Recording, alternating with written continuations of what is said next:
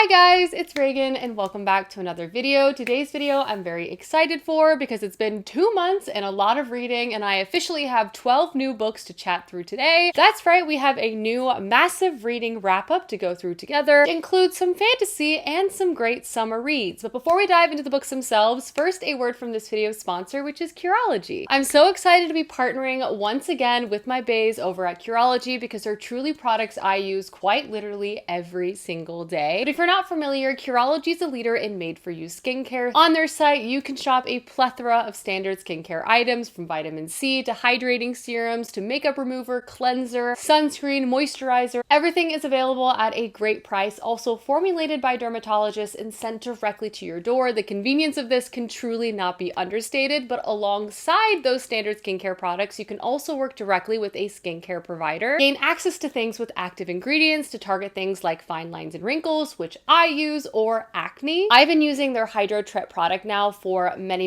months. In fact, over a year, both with their original and now updated formula. This has truly transformed my skin. I feel like it's bouncier and clearer than ever before. Now with the hydration element within this formula, I also feel like it goes on smoother than ever before, and my skin is just super dry, so I will take all the hydration I can get. My specific journey with Curology definitely goes hand in hand with the allergy journey I've been going on for this past year and a half. Basically, over the past 15 months or so, I've been struggling really badly with contact dermatitis all over my face and body. And I've been doing a lot of allergy testing to basically figure out what specifically I'm allergic to. And spoiler alert, it's actually a lot of things. And if you've ever struggled with contact dermatitis or just sensitive skin, you would know how difficult it is to find products that are very transparent with their ingredients. And I've had to cut out so many makeup and hair products that I have loved in the past because of this. Luckily, Curology has able to be a constant in my life because not only are they incredibly transparent with their ingredient list, but just in general, they're just comprised of ingredients that don't irritate or break out my skin from my allergies. So my skincare routine has basically been able to stay unchanged, which I love. All that to say is it's so nice to have a routine that not only targets my problem areas, hydrates all of my dry patches, but also doesn't give me an allergic reaction. Shout out to Curology. If you guys are interested in trying out Curology for yourself, I of course have a very special offer, which I will link down below. Thank you again so much to Curology for sponsoring this video, but let's go ahead and dive back into my wrap up. I will say the past couple of months, my reading has sort of been all over the place. I've been catching up on some series. I've also been venturing into more literary fiction. I've kind of been fighting a reading slump every single month. So I will say there's a bit of variety in the books I'm going to be chatting through today, but actually a lot of home runs. The first book I'm going to talk about is the second book to a series I've started this year and I'm deeply obsessed with, and that is The Trouble with Peace by Joe Abercrombie. This is the second book to the Age of Madness series. Spoiler alert, I did give it 5 out of 5 stars. Every book I've read by Joe Abercrombie, I have simply put loved immensely, and the Age of Madness trilogy I think are my favorite books of his so far. Every release just gets better and better. The character dynamics get even more interesting. The world gets more gruesome and cutthroat, and I love the evolution of the setting, which we're familiar with from the first trilogy within this installment as we've sort of entered a new age, if you will. The series does require you to read 6 prior books before you can begin, but I promise the journey is worth it. It's set within an empire that has a lot of enemies, a lot of long-standing wars and conflict, and just in general, the government is bankrupt. But alongside these economic troubles, there's also been a rise in manufacturing, which has created a whole new class of very wealthy individuals and a whole new host of miseries that have been put on the standard working class and farmers in this region. So we have wars, we have debt, and we also have a whole new set of reasons for unrest within the area itself, and things are really beginning to boil at the beginning of book 1, and the consequences of these politics really come to a head in book 2. I love the characters in this series. I love the different angles we're absorbing the story from. We have people who are politically powerful, economically powerful, people who work for some of these powerful people. And if you're familiar with Joe Abercrombie's writing, he's known for his grimdark style. So the setting is definitely dark. It's very violent and brutal. And a lot of the characters have gray morality, so you're never quite sure what they're going to say or do or what their motivations are going to be. But somehow Joe Abercrombie also still makes a lot of these characters in some degree quite likable. In particular, in this series, Orso is a character I love immensely. Trials and tribulations of this series have just gripped me. I have no idea how any character is going to overcome anything. I love the concepts he included within this. I just felt like everything was so smart. He really built off the things that were already there in the previous books and just brought everything to a very new and interesting place. I'm kind of in my labor revolution fantasy era right now, and this definitely fits within that category. It was amazing. 5 out of 5 stars. I need to see how the third and final book wraps up because this was so good. Another fantastic sequel that I'm happy to report was A Drop of Corruption by Robert Jackson Bennett. Love this series. I loved book 1. It was 5 out of 5 star, and I'm so happy and relieved to see that clearly this series is going to be like a new juggernaut in the space. I could read a million installments to this series. I love the characters. I love the classic mystery nature of the plot, and I love the new concepts that the author also introduces to this sort of like closed room murder mystery story with the fantasy setting it takes place in. It very much gives like Sherlock Holmes, but Robert Jackson Bennett's like version of it, and it's amazing. Again, if you're not familiar, this fantasy series is set in a world that I would sort of describe as like Attack on Titan meets Godzilla. Essentially, there's an empire surrounded by these massive walls. The maintenance of these walls is very important because there are these massive monsters that sort of come out of the ocean and try to attack and destroy society at large. Also, there is a bit of a magic system, but it sort of has this like bio-fungus natural element to it. So just like understanding and figuring out the world of this fantasy series is amazing. But alongside that setting, we're introduced to our two main characters, Anna and Din, Sherlock and Watson. Din is kind of our main primary POV character. He has had some alterations, which allows him to have a photographic memory, which allows him to have a job where he works alongside detectives to catalog various evidence and crime scenes. He works alongside Anna, who is a very strange and peculiar, but a genius at her work in terms of solving crime. And she is very much involved in like very high profile cases. What is just so satisfying about this series so far is that every book has a contained mystery, and it very much has like one singular plot arc. Like we have a beginning and we have an end, but some elements of the characterization and the larger understanding of the world and politics do carry over book. We follow our main characters in a brand new setting in this story, and we are introduced to a murder that is very much giving closed room murder mystery. How could this person have died? How could he have gone missing? And how could he have been discovered so far from the room that he was last seen in? Robert Jackson Bennett takes these like classic mystery tropes, turns a lot of them on their head, and also injects kind of a fantasy element to it. And it just creates a situation where I can't stop reading. I love classic mystery stories, and this is that, but also a fantasy book, which I also love. Like, it's truly combining my favorite things, and also has like some of the most endearing, funny character dynamics between Din and Anna. Their camaraderie is just really lovely to see, and see how it grows over the course of both installments out so far. Book 2, even better than book 1. 5 out of 5 stars. Again, I want a million of them, please. Robert Jackson Bennett, please keep writing this series. I love it. From there, I read a slew of very big releases. The first is Great Big Beautiful Life by Emily Henry, the new Emily Henry to cheers our summer with. I am a big Emily Henry stan for the most part. This book is proving to be not controversial. Some people are really loving it, some people are really not loving it, and I would say I'm falling somewhere in between. It's an Emily Henry book, so I found it to be like generally entertaining, but would I say it's my favorite Emily Henry book? No. Would I still recommend it though? Yeah, it's an Emily Henry book. They're still just fun to read, in my opinion. Take a step back. This follows our two main characters who are both writers, Alice and Hayden. Alice is a very positive, very upbeat, spunky individual, and she currently works as a reporter, but is looking to break into the biography space. Hayden is much more like grumpy to Alice's sunshine. He has already written a very praised biography, and they're now both competing for the opportunity to write the biography for this very well-known unknown and reclusive figure that comes from this very wealthy family that's had a lot of scandals and just a lot of twists and turns over the course of this family's like known public existence. Over the course of this competition, trying to win over this woman and hearing this woman's story that's being told to them, we also see a relationship begin to form between these two characters.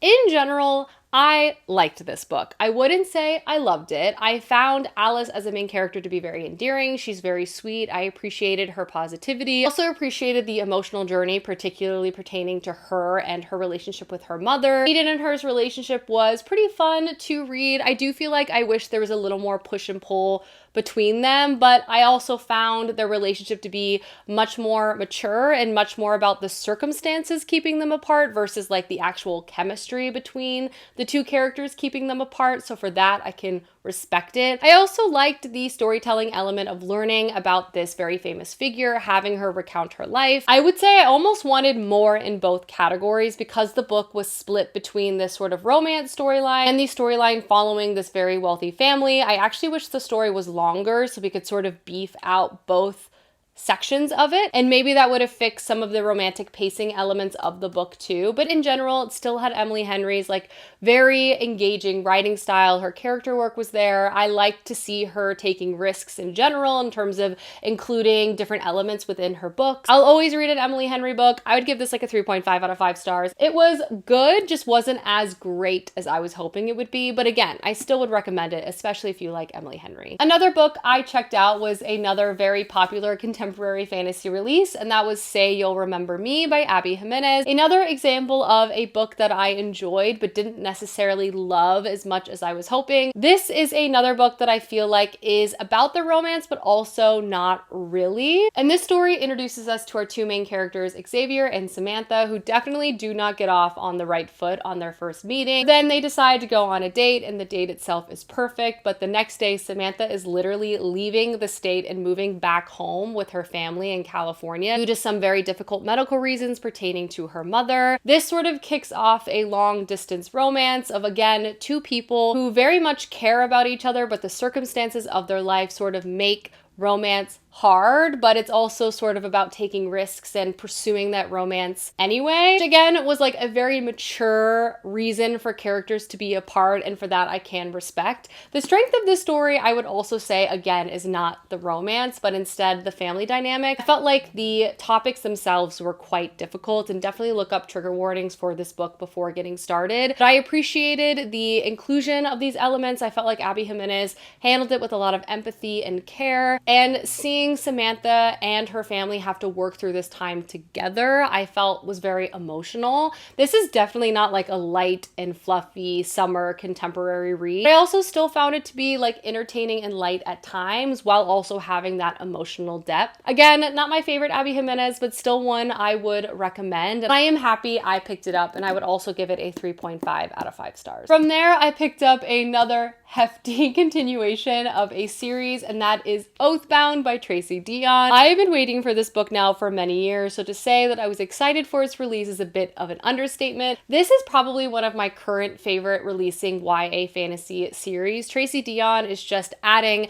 such a refreshing new series to the space. I earnestly think everyone should be checking it out. But this is a story following our main character Bree, and at the beginning of book 1, she is just enrolled in a prestigious high school program on the UNC campus. There, though, everything about her life sort of gets turned upside down because she realizes a few things. 1, like evil magical creatures exist. 2, she can see them. And 3, there's like a secret society based on Arthurian tale and legend that is dedicated to getting rid of these monsters. And she decides to participate and basically enter a set of trials to try to become a part of this secret society. This is all about like magic and blood and family, and the subversion to not only like the plot and expectations of like YA fantasy that Tracy Deonn is able to accomplish, also just to like the fantasy elements as well is very, very smart and successful. I would say Legendborn is still the strongest installment for me, but I did really enjoy Oathbound quite a bit. It's a longer release, and Tracy Deonn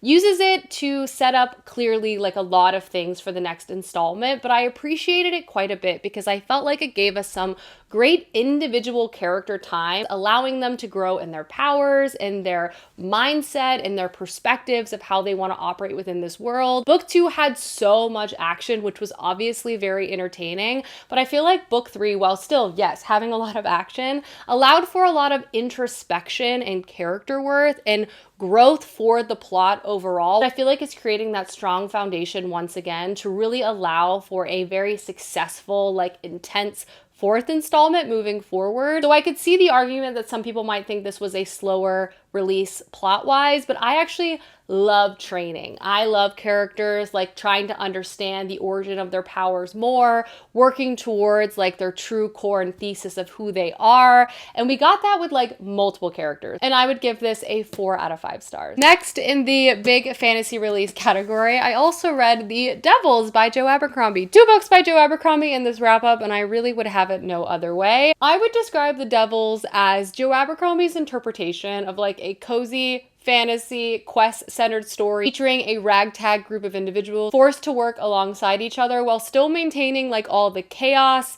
and deplorableness that you would also expect from his stories. And the combination of that turned out to be quite the entertaining good time. This is a very funny, raunchy, rompy story, and also again centers a quest. I love a quest in pretty much any scenario, and this is such a perfect example of that trope done really, really well. But to take a step back, this basically introduces us to quite the crew of characters. First, we're introduced to a figure named Brother Diaz, who is a priest and not a very good one. And at the beginning of this book, he's basically put in charge of this like congregation of criminals and monsters who are very much like the church's dirty little secret. It's comprised of a necromancer who is a magician, a werewolf, a vampire, an elf who can be invisible, a knight who can't die, a pirate who's also a bit of a healer, and they're basically tasked to transport our other main character, Alex, who was a street urchin at the beginning of this book, but finds out she's actually a princess, to her kingdom to take over the throne from her evil cousins and aunt. So obviously, like quite the journey all of these characters have to go on, lots of trials and tribulations, lots of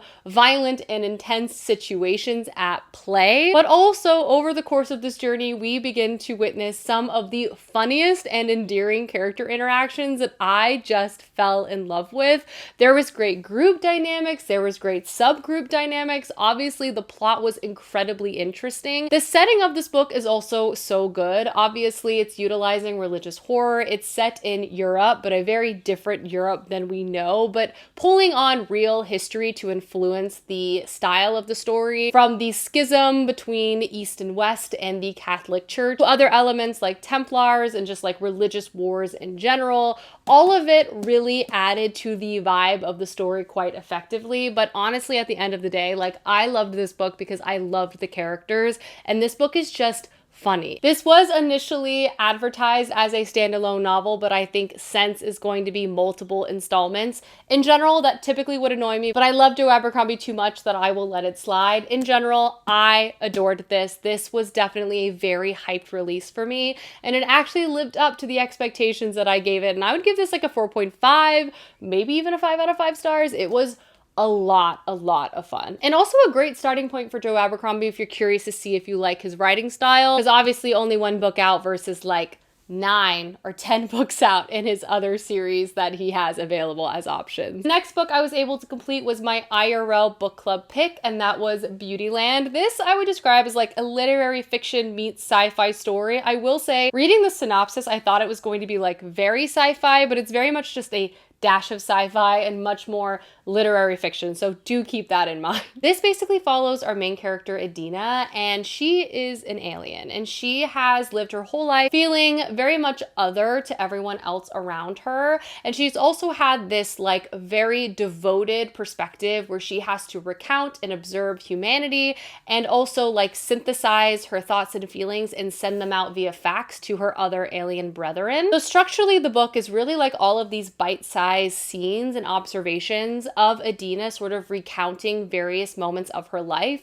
which results in this like beautiful tapestry with big and small moments of observation about like the world and people around her, while also having like lovely elements of introspection regarding herself. And the alien element is definitely up to your interpretation in regards to how you want to see and view it and its impact on our main character Adina. But what I will say, I really enjoyed Adina's voice. We follow Adina grow up. We see various figures who are very close to her, from her mother to her best friends to her coworkers. And at the end of the day, Adina is just insightful. She's funny, she's incredibly likable, and she just has like a very compelling voice. I typically find books that are trying to comment on the meaning of humanity, what it means to be alive, what it means to be human, can sometimes feel a little bit trite or a little over the top, but I actually found this story to really strike a beautiful balance of delivering a type of message or feeling while still staying very true to the character itself, while having things that like anyone and everyone can take away from it. It's just like a very warm story that I think anyone out there would really enjoy quite a bit. Clay is actually reading this book right now and he's also loving it. It's a very quick read too, again, structurally how it's written. It's really like these like chunks of story as you go along, and it just blends together beautifully. I really enjoyed this story and I honestly would give it like a 5 out of 5 stars. From there, I read a collection of what I would say are like short stories or shorter fiction. So let's run through these. The first one is The River Has Roots, and this is written by the same author of This Is How You Lose the Time War, which is one of my favorite sci-fi stories. This is a fae-centered, very fairy tale story centering two sisters in a magical grove of trees, and I loved it. If you love weird, beautifully written, like classic fairy tale-esque books, you have to pick this book up. It centers two sisters who are very much opposites, but also love each other deeply. They are part of this family that are tasked with protecting this magical grove of trees, which is very much connected to the fae realm. Violence, though, strikes these sisters and this grove of trees, and you sort of begin to absorb the story from there. It very much centers love in a lot of different capacities, familial love and romantic love, and it's just stunningly written. It feels like you're reading a ballad that's being sung to you in like a warm and cozy tavern. It has the perfect bittersweet quality and element to it. It is divine. I adored this short story, 4.5 out of 5 stars. Easily. Another incredible fantasy short story option is The City in Glass by Nevo. Nevo has one of the most stunning writing styles in the fantasy space. This is the second book I've read by this author, and I was blown away by both books of hers. Her just like ability to put together a sentence is award-winning. Literally. This book, I would say, is my favorite of her releases so far, and I think it's definitely because the themes and the plot elements are just things I personally really enjoy. It basically centers a demon and an angel in one city. Our main character is a demon who's overlooked this city now for a very, very long time. She loves this city. She loves the people that reside here. She has very complicated relationships with everyone as sort of this overruling demon, obviously. But one day, though, the angels come and destroy the city. Obviously, that leaves our main character heartbroken. And this is a book that takes place over a long period of time. It's very much centering the themes of grief, but also hope and the act of rebuilding. And a very unusual secondary character appears, and that is one of the angels who was a part of that destruction. And they sort of strike up an unexpected relationship with each other. It has some very dark and heavy themes, and I think the pacing of the story is also pretty slow, but in a way that I feel like is very effective in delivering the message of the story. I also appreciated that these immortal figures were very much represented as that. They were strange, not necessarily easily understood, not necessarily completely moral. Obviously, our main character is a demon, but I found them to be both completely unrelatable, but so understandable at the same time. And it was just such a beautiful story that I want to almost immediately reread. It's definitely a book to savor. And I just felt like the gambit of emotions that the author was able to capture within this book was really, really well done. And I would also give this like a 4 out of 5 stars. I also read 2 works of translated Japanese fiction while I was in Japan. I thought that would be like a fun experience, and I would also highly recommend. The first book I checked out was Convenience Store Woman, and this is a very strange and very impactful short little book. And honestly, I was a fan. This story follows our main character who has worked in a convenience store for 18 years. This is viewed as unusual and not really socially acceptable, as many people in her life are expecting her to sort of enter in that next chapter, either enter the professional world, perhaps get married. But instead, our main character is very passionate about working in this convenience store because they've also always felt that they never fit in or really understood humans around her, but she really enjoys the routine and expectations of work within a convenience store. This book is quite shocking. And I really appreciated the direction that the author took with our female lead as the main character. I appreciated a lot of the commentary on conformity and societal expectations and what does it mean to not fit in and why does it matter to fit in, and the main character's choices as a way to try to get people off her case of just wanting to live her own life were quite interesting to unpack. This is definitely not like an easy, breezy, heartwarming read. It's much more a book that's kind of like slapping you in the face, but I really appreciated it, and I'm definitely going to be checking out more books by this author, and I would give this like a 3.75 out of 5 stars. The last book I recently completed was Tokyo Ueno Station, and this is definitely much more of a somber read. It's also a National Book Award winner, so a very lauded and celebrated work of fiction, and it was honestly very, very beautiful, but also a very difficult and emotional read. This is a story that follows our main character, who at the beginning of this book is introduced to us as a ghost of a homeless man who's haunting this station within Tokyo.